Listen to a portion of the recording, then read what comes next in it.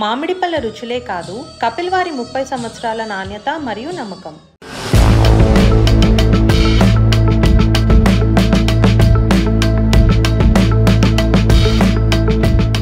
MLC Duvvada Srinivas పైన YSR Congress party suspension విధించడం రాజకీయ వర్గాల్లో పెద్ద చర్చకు దారితీసింది. ఎవరూ ఊహించని రీతిలో ఆయనపైన వేటు పడ్డం ఆశ్చర్యానికి గురిచేస్తోంది.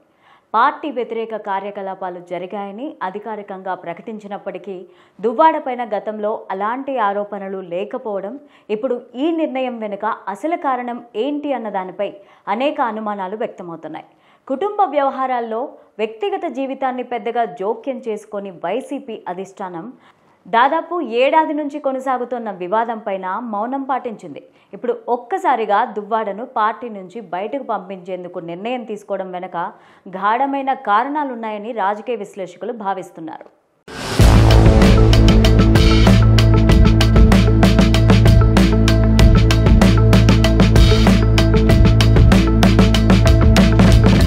దువ్వాడ శ్రీనివాస్ గతంలో జగన్కు అత్యంత దగ్గరి వ్యక్తిగా పేరు తెచ్చుకున్నాడు.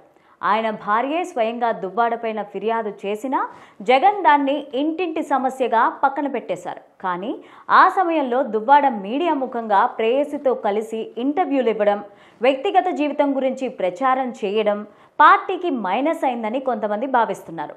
ఈ వ్యవహారం పైన అప్పట్లోనే కొందరు నేతలు అభ్యంతరం వ్యక్తం చేసినా అధిష్టానం చర్యలు తీసుకోలేదు.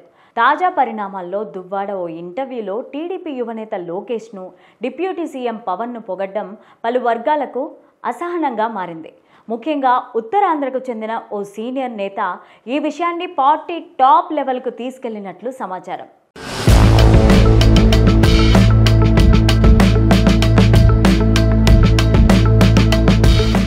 అదే ఈ వేటుకు కారణమై ఉండొచ్చని ప్రచారం జోరుగా సాగుతోంది.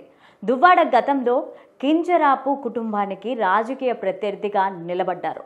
2019లో టెక్కల నియోజకవర్గంలో పోటీ చేసి ఓటమి చెందిన ఆయన వైసీపీ అధికారంలోకి వచ్చిన తర్వాత ఎమ్మెల్సీ అయ్యారు. అయితే పార్టీ కార్యకలాపాల పట్ల నిర్లక్ష్యంగా వ్యవహరించడం, నియోజకవర్గానికి దూరంగా ఉండడం ఆయనపైన విమర్శలకు కారణమయ్యాయి.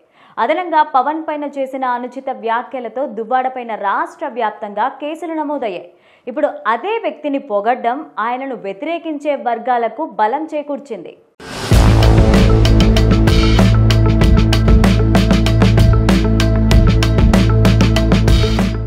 దువ్వాడ స్నేహితుల అభిప్రాయం ప్రకారం నిజమైన కారణం మాధురితో ఉన్న సంబంధం అయితే ఏడాది క్రితమే చర్య తీసుకోవాల్సి ఉందని వారు అంటున్నారు. ప్రస్తుతం ఆ ఇద్దరి బంధాన్ని ఎవరు కూడా ప్రశ్నించడం లేదని, వారు సంయుక్తంగా వ్యాపారాలు చేస్తున్నారు, మీడియా ముందుకు రావడం తక్కువైందని చెప్తున్నారు. అయినా ఆకస్మికంగా తీసుకున్న ఈ చర్య రాజకీయంగా వ్యూహాత్మకంగా మారిందని విశ్లేషకులు అభిప్రాయపడుతున్నారు.